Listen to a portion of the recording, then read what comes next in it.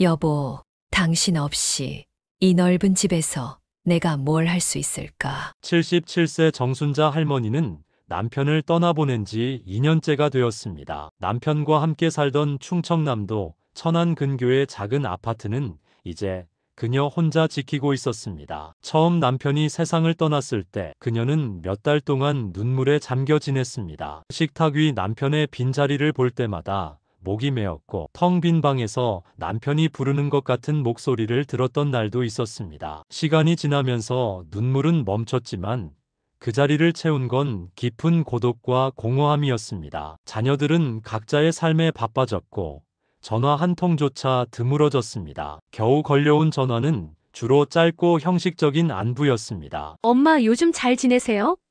정순자 할머니는 그 짧은 대화조차 반갑게 받아들이며 애써 밝게 대답했지만 전화를 끊고 나면 고요한 집안에서 더 큰 외로움이 밀려들었습니다. 그리고 어느 날 자녀들의 입에서 이런 말이 나왔습니다. 엄마 요양원 생각해 보시는 게 어떠세요? 혼자 계시기엔 너무 위험한 것 같아요. 그 말은 친절해 보였지만 그 속에는 깊은 선이 그어져 있었습니다. 결국 내가 짐이 됐다는 얘기구나. 나도 모르는 사이에 자식들에게 부담스러운 존재가 돼버렸구나. 그날 밤 그녀는 혼자 식탁에 앉아 눈물을 삼키며 텅 빈 그릇을 바라봤습니다. 정말 요양원에 가야 하는 걸까? 그곳에서 내가 더 행복할 수 있을까? 정말 그 방법밖엔 없는 걸까?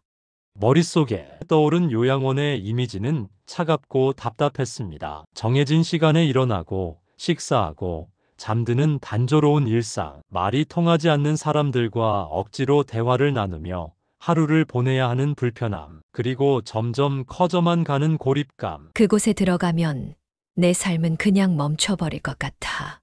그녀는 결심했습니다. 안 돼. 나는 내 삶을 포기할 수 없어. 내가 내 힘으로 살아갈 방법을 찾아야 해.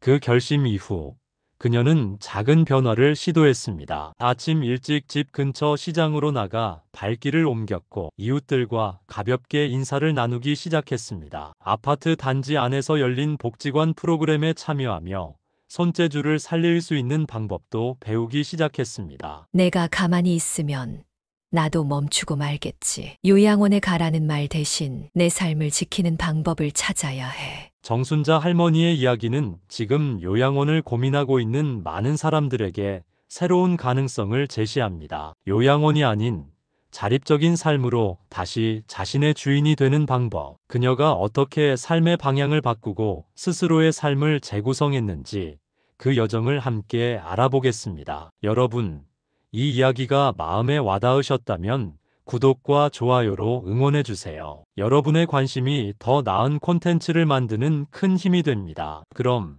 정순자 할머니의 새로운 삶 이야기를 시작합니다. 정순자 할머니는 홀로 지내는 시간이 많아질수록 자신이 세상과 점점 더 멀어지고 있다는 느낌을 받았습니다. 남편이 떠난 뒤 홀로 식사를 하고 텅 빈 거실에서 TV 소리만 들리는 시간이 이어질수록 그녀의 하루는 길고도 지루했습니다. 자녀들은 각자의 가정을 꾸리고 바쁜 일상에 묻혀 있었고 할머니에게 연락은 점점 드물어졌습니다. 가끔 걸려오는 전화도 단순한 안부를 묻는 짧은 대화로 끝나기 일쑤였습니다. 그녀는 자신이 점점 더 외롭고 쓸모없는 존재가 되어간다고 느꼈습니다. 그러던 어느 날 엘리베이터에서 마주친 이웃과의 짧은 대화가 그녀에게 작은 변화를 일으켰습니다. 할머니, 요즘 얼굴이 좋아지셨어요. 산책이라도 다니세요? 이웃의 말은 단순한 인사였지만 그녀에게는 잊고 있었던 사회적 연결의 필요성을 상기시켜주는 계기가 되었습니다. 내가 너무 오랫동안 사람들과의 관계를 끊고 살았구나. 그녀는 그렇게 생각했습니다. 며칠 후 복지관에서 열린 프로그램 광고지가 우연히 그녀의 눈에 들어왔습니다. 요리 교실, 손뜨개 강좌, 산책 모임 등 다양한 활동이 있다는 내용이었습니다. 처음에는 망설였습니다. 내가 이런 데 가면 어색하지 않을까? 다들 나를 불편하게 생각하지 않을까? 걱정이 앞섰지만 그녀는 작은 용기를 내보기로 했습니다. 복지관에서의 첫날, 그녀는 새로운 사람들 사이에 들어가는 것이 얼마나 낯설고 긴장되는 일인지 다시 한번 느꼈습니다. 그러나 그녀를 반기는 밝은 인사와 따뜻한 분위기가 그런 불안감을 빠르게 지워주었습니다. 어머니, 처음 오셨죠? 여기 앉으세요. 같이 이야기 나눠요. 누군가 다가와 건넨 한마디가 그녀의 마음을 편안하게 만들었습니다. 할머니는 복지관의 다양한 프로그램에 참여하며 새로운 관계를 형성하기 시작했습니다. 산책 모임에서는 이웃들과 함께 동네 공원을 걷고 계절이 바뀌는 풍경을 감상하며 자연스럽게 대화를 나누었습니다. 같이 걷다 보니 운동이라고 생각하지도 않았어요. 그냥 친구들과 얘기하면서 웃고 즐기는 시간이 되었죠. 복지관의 요리 교실에서는 함께 음식을 만들며 서로의 생활 이야기를 나눴습니다. 다들 사는 게 비슷하더라고요. 그렇게 서로의 이야기를 나누다 보니 더 이상 내가 혼자라는 생각이 들지 않았어요. 그녀는 점차 동네 이웃들과도 관계를 넓혀갔습니다. 시장에서 물건을 살 때는 단골 가게 주인과 대화를 나누고 동네 아이들과 간단한 인사를 주고받으며 자연스럽게 사람들과 연결되기 시작했습니다. 마트 주인 아주머니가 저를 보고 요즘 얼굴이 좋아 보이세요라고 말할 때 정말 기분이 좋았어요. 내가 누군가에게 긍정적인 영향을 줄 수 있다는 게 참 뿌듯했죠. 요양원의 생활과 비교했을 때 그녀는 자신이 얼마나 큰 자유와 행복을 누리고 있는지 깨닫게 되었습니다. 요양원에서는 다 정해진 시간에 맞춰 살아야 한다고 하더라고요. 내가 원하지 않는 사람과 억지로 대화해야 할 수도 있고요. 그런데 지금 나는 내가 원할 때 사람들과 어울리고 내가 선택한 관계를 맺으니까 훨씬 편하고 즐거워요. 사회적 관계를 맺는 것이 그녀의 정서적 안정에도 큰 변화를 가져왔습니다. 예전에는 자녀들에게 의지하려는 마음이 컸지만 이제는 자신만의 생활 속에서 만족을 찾으면서 자녀들과의 관계도 자연스럽게 변했습니다. 이전에는 자식들에게 전화가 안 오면 서운했는데 요즘은 그런 생각이 안 들어요. 내가 잘 살고 있으니까 그들도 내 걱정 없이 자기 삶에 집중할 수 있겠죠. 전문가들 역시 노년기에 사회적 관계를 맺는 것이 신체적, 정신적 건강에 미치는 긍정적인 영향을 강조합니다. 한국노인복지연구소의 관계자는 사회적 관계는 노년기의 우울증과 고립감을 줄이는 데 효과적이며 인지 능력을 유지하는 데도 큰 도움을 줍니다. 특히 요양원 생활에서의 단조로운 관계와는 달리 자유롭게 선택한 관계는 삶의 만족도를 크게 높여줍니다. 라고 말했습니다. 정순자 할머니는 이렇게 말합니다. 관계를 맺고 사람들과 어울리다 보니 내가 여전히 세상에 필요한 사람이라는 걸 느꼈어요. 그게 가장 큰 힘이 됐죠. 그냥 작은 대화로 시작해 보세요. 인사 한마디가 이렇게 큰 변화를 줄 수 있답니다. 이렇게 그녀는 요양원에서의 고립 대신 자신이 선택한 관계 속에서 새로운 삶을 만들어가고 있었습니다. 여러분도 이웃에게 먼저 인사를 건네고 지역 사회의 작은 활동에 참여하는 것만으로도 큰 변화를 느낄 수 있습니다. 스스로 삶의 주인이 되는 방법, 그것은 생각보다 가까운 곳에 있을지도 모릅니다. 정순자 할머니는 홀로 지내면서 가장 먼저 느꼈던 어려움이 바로 식사 문제였습니다. 혼자 밥을 차려 먹는 일이 번거롭게 느껴졌고 점점 식사를 대충 때우는 습관이 생기기 시작했습니다. 배달 음식이나 간편식을 의지하는 날이 늘어나면서 건강도 서서히 나빠지는 걸 느꼈습니다. 이렇게 살면 안 되겠다는 생각이 들었지만 무엇부터 시작해야 할지 막막했습니다. 그러던 중 그녀는 동네 복지관에서 운영하는 요리 교실에 참여하게 되었습니다. 처음엔 단순히 시간을 보내기 위해서였지만 거기서 새로운 세계를 발견했습니다. 거기서 배운 게 그냥 음식을 만드는 게 아니었어요. 건강을 돌보는 방법이더라고요. 또 사람들과 함께 뭔가를 한다는 게 참 즐거운 경험이었죠. 요리 교실을 통해 그녀는 계절별로 건강한 식재료를 고르고 활용하는 법을 배웠고 식단을 체계적으로 관리하는 습관을 들이기 시작했습니다. 복지관에서 배운 것을 실천하기 위해 그녀는 매주 한 번씩 동네 시장에 나가 직접 장을 보기 시작했습니다. 처음엔 무거운 짐을 들고 집으로 돌아오는 길이 고되게 느껴졌지만 차츰 그것도 즐거움으로 변했습니다. 시장 아주머니들과 이런저런 얘기를 나누다 보면 시간 가는 줄 몰라요. 신선한 제철 재료를 고르고 그걸로 내가 직접 음식을 만든다는 게 얼마나 좋은지 몰라요. 할머니는 자신만의 원칙을 세우기 시작했습니다. 첫째, 제철 재료를 활용해 영양을 챙기고 비용을 절약한다. 둘째, 음식을 대량으로 만들어 냉동 보관하여 번거로움을 줄인다. 셋째, 식사를 규칙적으로 하고 가능한 한 정성껏 차려 먹는다. 그녀의 이런 변화는 몸과 마음에 큰 변화를 가져왔습니다. 규칙적으로 먹고 나니까 소화도 잘 되고 몸이 가벼워지는 걸 느꼈어요. 내가 나를 더 잘 돌보고 있다는 생각이 드니까 마음도 편안해졌죠. 요양원에서 제공하는 식사의 현실과 비교했을 때 그녀는 자립적인 식생활이 얼마나 중요한지 더 확실히 깨달았습니다. 요양원에서는 아무리 영양사가 짜준 식단이라 해도 대량 조리라 맛이 없고 늘 비슷한 음식이 나온다고 하더라고요. 게다가 내가 먹고 싶은 걸 골라 먹을 수도 없고요. 그런데 집에서 내가 직접 차린 밥은 내가 좋아하는 대로 내 몸에 맞게 먹을 수 있으니 훨씬 만족스러워요. 정순자 할머니는 또 작은 텃밭을 가꾸기 시작했습니다. 처음엔 복지관에서 배운 것을 실천해보고 싶어 소규모로 시작했지만 점점 손맛이 느는 재미에 더 다양한 작물을 심게 되었습니다. 상추, 고추, 방울토마토 등 자잘한 채소를 키우며 매일 아침 텃밭을 살피는 일이 그녀의 일상에 큰 활력을 주었습니다. 텃밭에서 키운 채소로 샐러드를 만들어 먹으면 그게 얼마나 맛있는지 몰라요. 돈도 아끼고 신선한 걸 바로 먹을 수 있으니 건강에도 좋고요. 전문가들은 노년기의 자립적인 식생활이 건강과 정서 안정에 매우 중요한 역할을 한다고 말합니다. 스스로 식사를 준비하는 노인들은 그렇지 않은 노인들보다 우울증 발병률이 낮고 인지 기능도 더 오랫동안 유지되는 경향이 있습니다. 요양원에서 제공되는 제한적인 식단과 비교해 자립적인 식생활은 더 큰 만족감과 건강을 가져다 줄 수 있습니다. 정순자 할머니는 이렇게 말합니다. 내 손으로 식탁을 차리고 내 입맛에 맞게 밥을 먹는 것.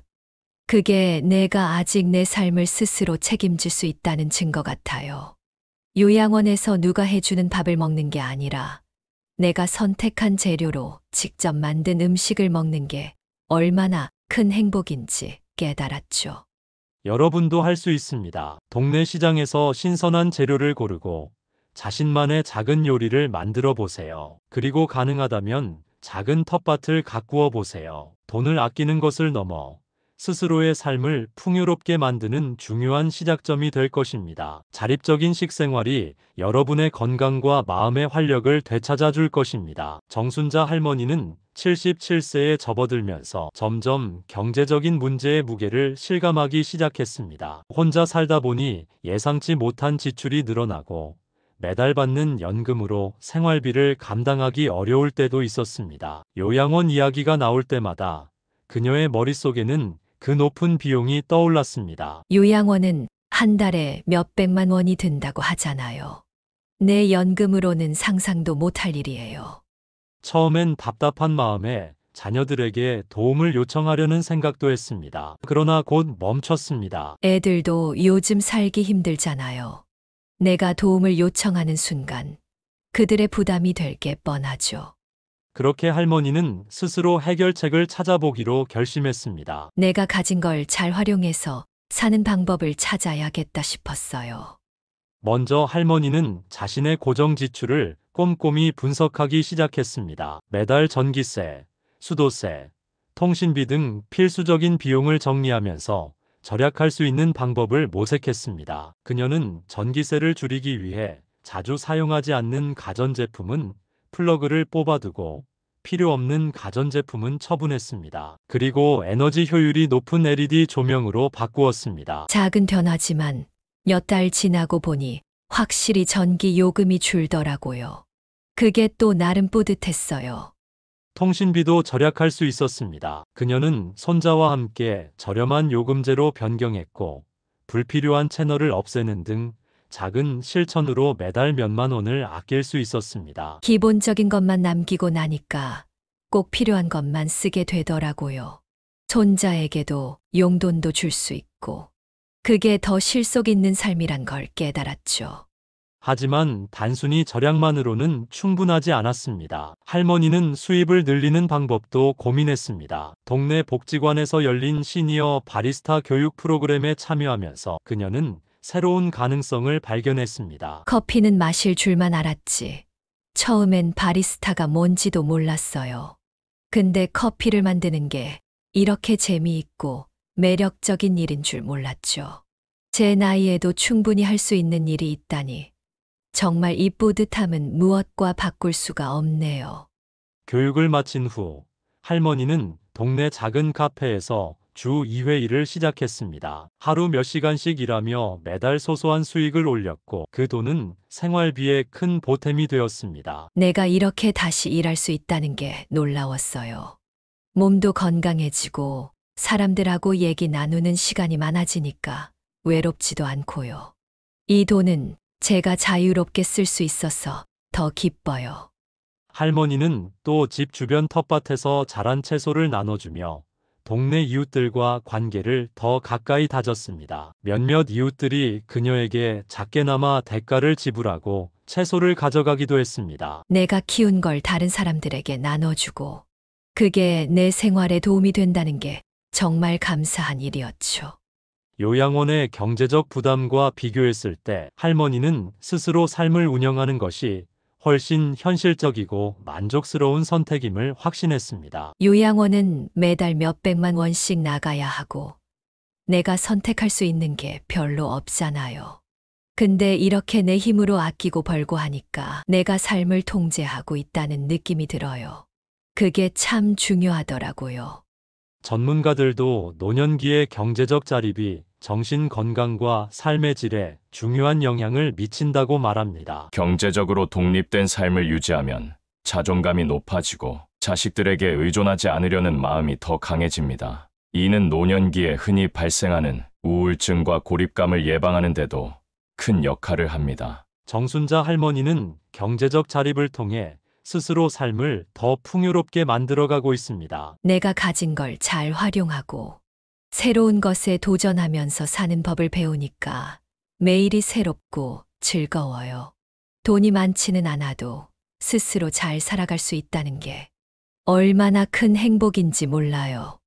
여러분도 시작할 수 있습니다. 생활비를 꼼꼼히 점검하고 작은 절약에서부터 시작해 보세요. 그리고 자신이 잘할 수 있는 일을 찾아보세요. 그것이 설령 작게 느껴지더라도 스스로 선택하고 노력한 결과는 분명히 여러분의 삶을 더 나은 방향으로 이끌어 줄 것입니다. 경제적 자립은 단순히 돈의 문제가 아니라 삶의 주도권을 스스로 쥐는 첫걸음입니다. 정순자 할머니는 한때 디지털 기기를 무서워했습니다. 스마트폰은 단순히 전화나 문자만 할 수 있는 물건이라 생각했고 컴퓨터나 인터넷은 젊은 세대의 도구로 여겼습니다. 손자가 종종 스마트폰으로 뭔가를 보여주면 내가 저런 걸 왜 배워?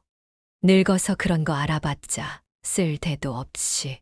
라고 말하곤 했습니다. 그러나 시간이 지나며 그녀는 점차 필요성을 느끼기 시작했습니다. 혼자 있는 시간이 많아질수록 사람들과 연결되지 못한다는 불안감이 커졌습니다. TV는 오래된 드라마나 반복되는 뉴스뿐이었고 손자에게 전화를 걸어도 바쁘다는 대답만 돌아왔습니다. 세상은 저만치 앞서가는데 나는 그 뒤에서 멈춰선 것 같은 기분이었어요. 복지관에서 열린 디지털 강좌가 그녀의 눈길을 끌었습니다. 주제가 스마트폰으로 더 쉽게 사는 법이라는 단순한 내용이었지만 그녀는 큰 용기를 내어 참여했습니다. 처음엔 화면을 터치하는 법조차 서툴렀습니다. 강사가 여기 이렇게 눌러보세요 라고 할 때마다 손가락이 떨렸고 한 번 누르는데도 몇 초가 걸렸습니다. 그러나 시간이 지날수록 그녀는 작은 성취감을 느끼기 시작했습니다. 스마트폰을 조금씩 익힌 후 그녀는 생활의 많은 부분이 편리해지는 걸 경험했습니다. 처음엔 시장이나 마트에 갈 필요 없이 온라인으로 필요한 물건을 주문하는 것부터 시작했습니다. 요즘 무릎이 아파서 장 보는 게 힘들었는데 스마트폰으로 장을 보고 집까지 배달받으니까 너무 편리했어요. 온라인 쇼핑은 항상 자녀들이 도와줬는데 내가 직접 다 할 수 있으니까 정말 속이 후련해요. 할머니는 점차 디지털 기기를 활용해 세상과 연결되는 재미를 알아갔습니다. SNS를 통해 복지관에서 알게 된 친구들과 사진을 주고받고 유튜브로 요리법이나 건강관리 팁을 찾아보는 일상이 되었습니다. 어제는 유튜브에서 스트레칭으로 관절 건강 지키는 법이라는 영상을 봤는데 따라 하다 보니 몸도 가벼워지고 내가 뭔가를 배우고 있다는 느낌이 들어서 참 좋더라고요. 또한 그녀는 손자와의 소통 방식도 크게 달라졌습니다. 전에는 단순히 안부만 묻던 전화통화가 이제는 영상통화로 바뀌었습니다. 얼굴 보면서 대화하니까 훨씬 가깝게 느껴져요. 손자가 저를 더 자주 찾는 것 같고 나도 그 애가 뭘 하고 사는지 더 잘 알게 됐어요. 스마트폰 활용은 단순히 편리함만 가져온 것이 아니었습니다. 할머니는 복지관에서 배운 디지털 기술을 바탕으로 동네 어르신들에게 스마트폰 사용법을 가르치기 시작했습니다. 나도 처음엔 모르는 게 많았으니까 다른 분들한테 하나씩 알려주는 게 재미있더라고요. 매주 열리는 스마트폰 강좌에서 그녀는 강사가 되고 이웃들과 새로운 관계를 맺으며 자존감을 되찾았습니다. 그녀는 디지털 기기를 활용하면서 요양원 생활과의 차이를 더욱 명확히 느꼈습니다. 요양원에서는 정해진 시간에 TV를 보고 그 외에는 할 게 없다고 하더라고요. 근데 이렇게 디지털을 배우고 나니까 내가 세상과 연결되어 있다는 느낌이 들어요. 내가 하고 싶은 걸 찾아서 할 수 있다는 게 얼마나 큰 자유인지 몰라요. 전문가들은 디지털 기기를 적극적으로 활용하는 노인이 그렇지 않은 노인보다 정신적, 사회적으로 더 건강하다는 연구 결과를 제시합니다. 디지털 기기를 통해 사회적 관계를 유지하거나 새로운 것을 배우는 것은 우울증 예방에 탁월하며 치매와 같은 인지 기능 저하를 늦추는 데도 도움이 됩니다. 정순자 할머니는 이렇게 말합니다. 처음엔 스마트폰 화면을 터치하는 것도 무서웠는데 이제는 이게 제 가장 친한 친구 같아요. 배워서 세상과 연결되니 내가 살아있다는 걸 더 강하게 느껴요. 요양원에 가서 모든 걸 남에게 맡기는 삶보다 이렇게 내가 할 수 있는 걸 찾아서 배우고 즐기는 게 훨씬 낫죠. 여러분도 시작할 수 있습니다. 스마트폰이나 컴퓨터가 낯설어도 두려워하지 마세요. 작은 한 걸음이 큰 변화를 가져올 수 있습니다. 디지털 기술은 단순히 편리함을 넘어서 여러분의 삶에 새로운 활력과 가능성을 열어줄 것입니다. 정순자 할머니는 한때 내가 이제 뭘 할 수 있을까? 라는 생각에 빠져 있었습니다. 남편과 사별하고 나서 시간이 갈수록 그녀의 하루는 점점 단조로워졌습니다. 집안일을 끝내고 나면 할 일은 TV를 보는 것뿐. 시간이 흘러갈수록 할머니는 자신이 세상에서 점점 더 멀어지는 것 같다는 불안감에 휩싸였습니다. 내가 이렇게 살다 죽으면 아무도 날 기억하지 않을 것 같았어요. 그냥 한 사람쯤 사라져도 괜찮은 존재 같았죠. 그러던 어느 날 동네 복지관에서 운영하는 봉사활동 모집 공고가 그녀의 눈에 들어왔습니다. 시니어 교통봉사자를 모집합니다라는 문구에 마음이 동했지만 곧 망설임이 찾아왔습니다. 내가 이런 걸 할 수 있을까? 체력이 안 돼서 오히려 민폐만 끼치지 않을까? 하지만 복지관 직원의 적극적인 권유로 그녀는 교통봉사에 참여하기로 마음먹었습니다. 봉사를 시작한 첫날, 그녀는 초등학교 앞에서 아이들이 안전하게 길을 건너도록 도와주는 일을 맡았습니다. 처음엔 어색하고 몸이 따라주지 않을까 걱정도 했지만 아이들이 할머니, 안녕하세요. 라며 밝게 인사하는 모습을 보며 마음이 따뜻해졌습니다. 그날 아이들 얼굴을 보면서 큰 위로를 받았어요.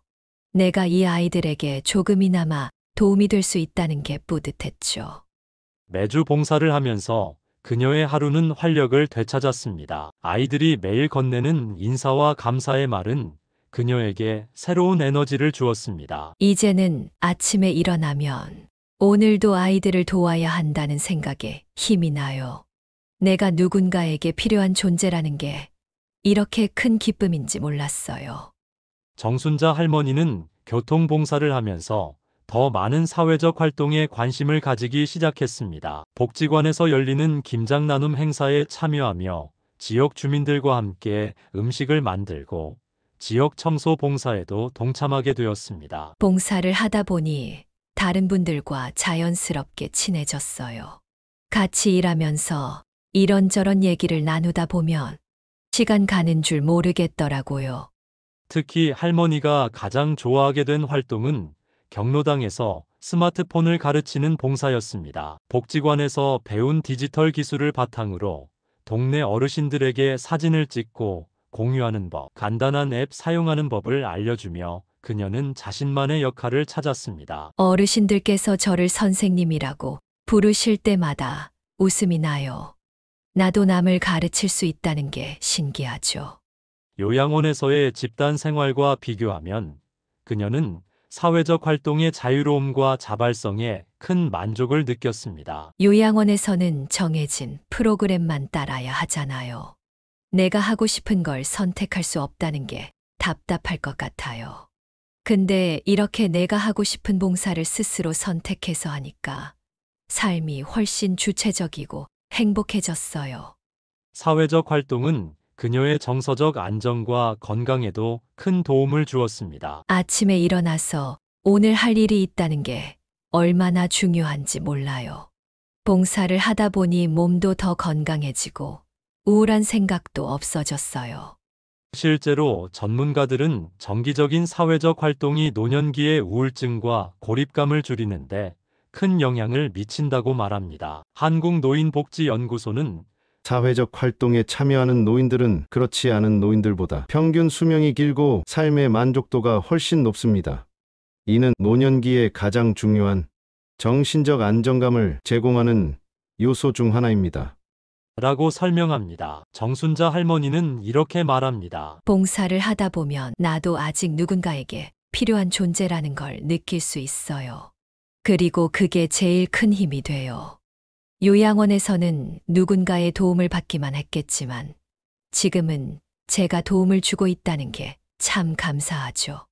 여러분도 시작할 수 있습니다. 지역사회에서 작은 봉사부터 시작해 보세요. 동네 청소나 간단한 음식 나눔 같은 작은 활동도 괜찮습니다. 중요한 건 여러분이 세상과 연결되고 누군가에게 필요한 존재라는 걸 깨닫는 것입니다. 봉사를 통해 삶의 가치를 다시 찾고 스스로 자립적인 삶을 만들어 가세요. 그것이 바로 행복하고 지혜로운 건강한 노년의 비결입니다. 이제 정순자 할머니는 77세라는 나이가 무색할 만큼 활기차게 하루를 시작합니다. 새벽이 되면 그녀는 편안한 운동화를 신어 발을 단단히 고정시키고 동네 공원으로 향합니다. 가벼운 스트레칭으로 몸을 풀고 공원의 조용한 산책로를 따라 걸으며 하루를 시작하는 것이 그녀의 일상이 되었습니다. 몸이 움직여야 마음도 움직이는 거예요. 아침에 걷기 시작하면 하루가 훨씬 가볍고 기분도 좋아져요. 하지만 이렇게 활기찬 그녀에게도 신체 활동을 시작하기까지는 긴 고민과 노력이 필요했습니다. 남편과 사별한 후 무릎 관절이 점점 약해지는 걸 느끼며 그녀는 걱정이 많았습니다. 걷는 것도 힘들어지고 계단 올라가는 게 무섭더라고요. 그래서 더 움직이기를 꺼리게 됐어요. 그런데 그게 잘못된 선택이었죠. 움직이지 않을수록 몸이 더 굳어가는 걸 느꼈어요. 우연히 동네 복지관에서 열린 건강관리 강연을 듣고 그녀는 결심했습니다. 강연에서 이경모 강사가 말했습니다. 노년기에 근력을 유지하지 못하면 건강이 급격히 악화됩니다. 걷기와 가벼운 근력 운동만으로도 관절과 근육을 유지할 수 있습니다. 그녀는 강연에서 배운 대로 하루에 30분이라도 몸을 움직이는 습관을 만들기로 했습니다. 처음에는 단 10분 걷는 것도 힘들었습니다. 무릎이 욱신거리고 금방 숨이 찼지만 그녀는 포기하지 않았습니다. 매일 조금씩 걷는 시간을 늘려가며 몸이 회복되는 것을 느꼈습니다. 한 번에 많은 걸 하려는 게 아니라 조금씩 내 몸에 맞게 시작했어요. 그러다 보니 점점 쉬워지더라고요. 그녀는 걷기뿐만 아니라 복지관에서 제공하는 저강도 근력 운동 프로그램에도 참여하기 시작했습니다. 작은 아령을 들고 팔을 움직이고 의자에 앉아 다리 스트레칭을 하는 간단한 동작이었지만 꾸준히 하니 큰 효과를 느꼈습니다. 처음엔 허벅지가 뻐근했는데 어느 날부터 계단을 오를 때 훨씬 가벼운 걸 느꼈어요. 그때 깨달았죠. 아, 운동이 이렇게 몸을 바꾸는구나 하고요. 할머니는 요양원에서의 신체 활동과 비교하며 자립적으로 건강을 관리하는 것이 얼마나 중요한지 깨달았습니다. 요양원에 있는 친구 얘기를 들어보면 거긴 정해진 시간에 단순한 체조만 한다고 하더라고요. 그런데 나처럼 스스로 운동을 선택하고 내가 좋아하는 방식으로 하는 게 훨씬 즐겁고 효과적이에요. 건강관리는 단순히 신체를 유지하는 것 이상의 의미를 할머니에게 가져다 줬습니다. 몸이 건강해지니 마음도 밝아졌고 하루하루를 살아가는 의욕도 커졌습니다. 운동을 하다 보니 하루를 계획하게 돼요. 아침에는 산책, 오후엔 텃밭을 돌보고 저녁엔 스트레칭. 이렇게 내가 내 하루를 주도적으로 이끌어간다는 게 정말 좋더라고요. 전문가들도 노년기에 신체 활동이 가져오는 긍정적인 변화를 강조합니다. 규칙적인 운동은 관절 건강과 근력 유지뿐만 아니라 우울증 예방과 치매 발병률 감소에도 큰 역할을 합니다. 요양원처럼 정해진 환경에서의 제한적인 운동보다 스스로 선택한 신체 활동이 더 큰 효과를 보입니다. 정순자 할머니는 말합니다. 운동은 나이가 들어서도 할 수 있는 최고의 자기 투자예요. 몸이 건강해야 마음도 건강하고, 그래야 내가 하고 싶은 걸 다 할 수 있잖아요.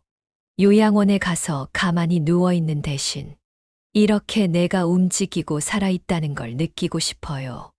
여러분도 시작할 수 있습니다. 하루에 10분만 걷는 것부터 시작해 보세요. 공원을 한 바퀴 돌거나 집 안에서 간단한 스트레칭을 하는 것만으로도 충분합니다. 중요한 건 꾸준히 이어가는 것입니다. 건강은 자립적인 삶의 가장 큰 기반입니다. 스스로 건강을 관리하고 더 활기찬 삶을 만들어 가세요. 정순자 할머니의 이야기는 단순히 한 사람의 삶이 아닙니다. 이것은 많은 분들이 고민하고 두려워하는 노후의 한 단면이며 동시에 우리가 스스로 만들어갈 수 있는 가능성을 보여줍니다. 요양원이 모든 노년의 종착지일 필요는 없습니다. 고립과 단조로움, 그리고 비싼 비용으로 인해 삶의 주도권을 잃게 되는 공간이 아닌 자신의 집에서 자신이 선택한 방식으로 살아갈 수 있는 힘이 분명히 있습니다. 요양원에서의 하루를 떠올려 보십시오. 정해진 시간에 식사를 하고 제한된 프로그램을 따라가며 내가 선택하지 않은 환경에서 생활하는 살. 친구와 대화를 나눌 수도 있지만 때로는 마음이 맞지 않는 사람들과 지내야 하는 불편함. 거기에는 자유가 없습니다. 스스로 선택할 수 있는 권리마저 잃는다면 그것은 진정한 삶이라고 부를 수 있을까요? 정순자 할머니는 말합니다. 나는 요양원에 가지 않기로 선택했어요. 대신 내가 가진 것을 최대한 활용해서 나만의 삶을 만들어가고 있어요. 하루하루 내가 주도적으로 계획하고 움직이니까 내가 여전히 살아있다는 게 느껴져요.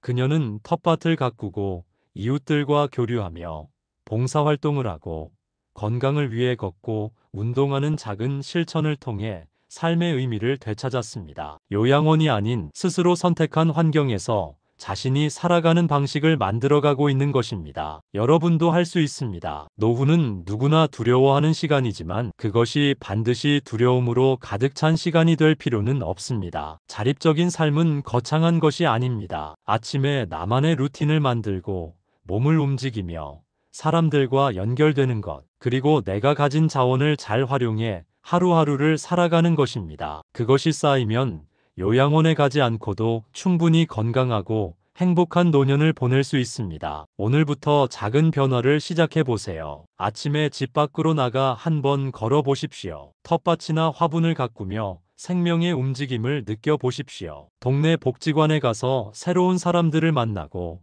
나누고 배우는 기회를 가져보십시오. 그리고 디지털 기술을 배우며 세상과 연결되십시오. 이 모든 것이 여러분을 더 활기차고 자유로운 삶으로 이끌어줄 것입니다. 우리 모두는 삶의 주인이 될 자격이 있습니다. 요양원이 아닌 여러분의 선택으로 만들어가는 삶을 꿈꾸세요. 이 여정의 끝에서 여러분은 깨닫게 될 것입니다. 나이가 들었다고 해서 새로운 시작을 할 수 없는 건 아니라는 사실을요. 여러분, 행복과 지혜 스튜디오에서는 삶을 더 건강하고 의미 있게 만드는 방법들을 공유합니다. 오늘 이야기가 여러분께 작은 영감을 주었다면 좋아요와 구독 꼭 부탁드립니다. 여러분의 이야기를 댓글로 들려주세요. 여러분의 경험이 또 다른 분들에게 큰 희망이 될 수 있습니다. 앞으로도 여러분의 행복한 삶을 응원하겠습니다. 감사합니다.